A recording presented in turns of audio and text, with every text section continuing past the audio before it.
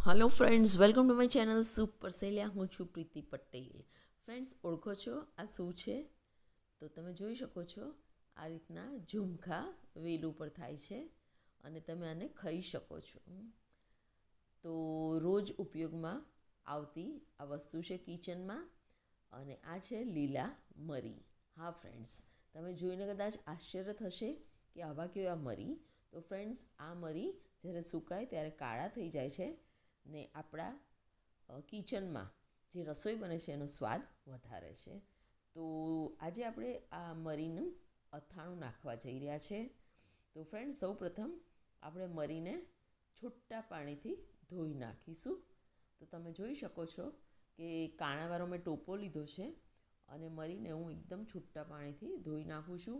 ઉપર નીચે કરી અને આપણે એને સરસ ધોઈ નાખીશું, જેથી ધૂળ હોય કે કંઈક જીવાત હોય કે કંઈ બી હોય તે સરસ નીકળી જાય અને એકદમ સ્વચ્છ થઈ જાય।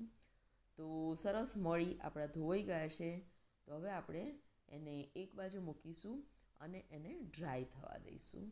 તો ફ્રેન્ડ્સ, અથાણું આપણે ડ્રાય થાય પછી જ નખાય। તો ફ્રેન્ડ્સ, એને સુકાતા લગભગ 24 કલાક જેવું થશે। તો તમે જુઓ છો કે સુકાઈ ગયા છે। તો હવે આપણે એમાં જે એક્સ્ટ્રા ડારખા છે કે ઝીણું નાનું મોટું જે કચરું હોય એ કાઢી લઈશું। તો સૂકા ડારખાને આપણે આ રીતે કાતરની મદદથી કાપી લઈશું। તો બસ ફ્રેન્ડ્સ, આ એટલે કાપી નાખવાનું કે ઇમ્પ્યોરિટીઝ ઓછી થાય તો અથાણું આપણું લાંબા ટાઈમ સુધી ચાલે અને બગડે નહીં। તો એક બાજુ આપણે ડારખાનું કટિંગ કરીએ છીએ, તો સાઈડમાં રેસીપીને થોડી આગળ પણ વધારીએ। તો એના માટે આપણે આ મરી ડૂબે એવું ભારોભાર એક તપેલીમાં પાણી લઈશું અને આ પાણીમાં આપણે મીઠું નાખીશું। તો ફ્રેન્ડ્સ, મીઠું એટલું નાખવાનું છે કે પાણી થોડું ખારું લાગવું જોઈએ અને મીઠા સાથે આપણે થોડી હળદર પણ એડ કરી દઈશું। તો 1.5 ચમચી જેટલી આપણે એમાં હળદર એડ કરીશું।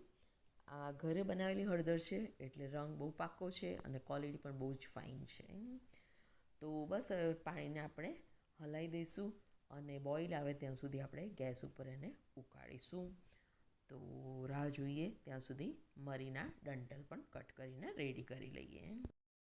તો ફ્રેન્ડ્સ, જોઈ શકો છો કે પાણી આપણું બરાબર ઉકળ્યું છે। હવે બબલ આવવા જોઈએ એવું ઉકળે પછી બી 5 મિનિટ આપણે એને ઉકાળવાનું, એટલે કંઈ બી ઇમ્પ્યોરિટીઝ કે કશું હોય તે બધું નષ્ટ થઈ જાય। અને હવે ગેસની ફ્લેમ બંધ કરીશું અને પાણીને આપણે એકદમ ઠંડુ થવા દઈશું। તો ફ્રેન્ડ્સ, લગભગ 10 કલાક થઈ ગયા, પાણી ઠંડુ થઈ ગયું છે અને મરી પણ સરસ ક્લીન થઈ ગયા છે। તો હવે આપણે રેસીપીને આગળ વધારીશું। તો એના માટે આપણે એક આ બોટલ લઈશું, જે બોટલમાં આપણે અથાણું ભરવાના હોય એ બોટલ સીધી લઈ લેવાની છે અને બોટલને આપણે ધોઈને એકદમ ડ્રાય કરેલી હોવી જોઈએ, જેથી અથાણું આપણું બગડે નહીં। તો આ બોટલમાં આપણે એડ કરીશું સૂકા મરી।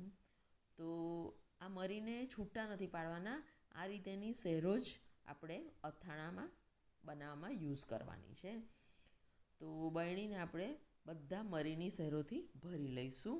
તો તમે જોઈ શકો છો કે બરણી આપણી સરસ ભરાઈ ગઈ છે। તો હવે આપણે આ બરણીમાં એડ કરીશું મીઠા અને હળદરવાળું ઉકાળેલું પણ ઠંડુ કરેલું પાણી। તો ફ્રેન્ડ્સ, પાણી આપણે એવું એડ કરવાનું છે કે બધા મરી ડૂબી જાય। તો એને બરણીને થોડી ઠઠુમી લઈએ, જેથી બધી ગેપ હોય અંદર પૂરાઈ જાય અને મરી અંદર જતા રહે। હવે આપણે પેલું ઠંડુ પડેલું પાણી હલાવી દઈશું, જેથી નીચે મીઠું ને હળદર જામી ગયા હોય સરસ પાણીમાં મિક્સ થઈ જાય। હવે આ ઠંડુ પડેલું પાણી છે એમાંથી થોડું પાણી આપણે કાઢી લઈશું। જો પછી ખૂટશે તો આ જ પાણી એડ કરીશું, પણ પહેલાં આપણે કાઢી લઈએ। હવે આ પાણીમાં આપણે એડ કરીશું 1 વાડકી ભરીને એપલ સાઇડર વિનેગર। હા ફ્રેન્ડ્સ, વિનેગર આમાં એડ કરવાથી અથાણું તમારું 4-5 વર્ષ સુધી બગડશે નહીં। તો 1 વાડકી ભરી અને વિનેગર આંખો મીચી અને આ પાણીમાં આપણે મિક્સ કરી અને મરીમાં રેડી દઈશું। તો ફ્રેન્ડ્સ, અથાણું બનાવવાની રીત એકદમ સિમ્પલ છે અને આ અથાણામાં બીજું કશું જ નથી કરવાનું। બસ, તો હવે આ પાણીને આ રીતે થોડું મિક્સ કરી દઈશું અને બરણીમાં રેડી દઈશું. તો આ વિનેગરવાળું આપણું હળદર મીઠાનું પાણી એટલું હોવું જોઈએ કે મરી આપણા ડૂબેલા રહે. અને ધારો કે ના રહે તો 1-2 દિવસમાં મરી એની મેતે નીચે થોડા અથાશે એટલે બેસી જશે અને પાણી આપણું ઉપર આવી જશે. અને જો ના આવે તો તમારે પછી થોડું પાછું આવી રીતે મીઠું અને હળદરવાળું પાણી ઉકાળીને એડ કરી દેવાનું.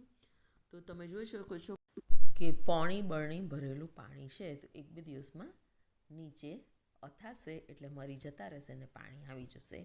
આ જ રીતે મારી પાસે એક અથાણું 3 વર્ષ પહેલાં બનાવેલી છું, હજી સરસ છે અને મરી તો એટલા ફાઇન લાગે છે અથાયેલા. તો બસ અથાણું આપણું રેડી છે. તો તમને આ રેસીપી કેવી લાગી તે ચોક્કસથી કમેન્ટ બોક્સમાં લખજો. અને જો તમને લીલા મરી ગમે ત્યાં મળે, ગમે તે ભાવે મળે તો તમે ચોક્કસ ઉઠાવી લેજો અને એનું અથાણું બનાવજો. ખીચડી સાથે કે પછી દાળ ભાત સાથે કે તમે રસ હોય એની સાથે બી લો તો બહુ સરસ લાગે છે. તો thank you friends, keep watching super સહેલિયા.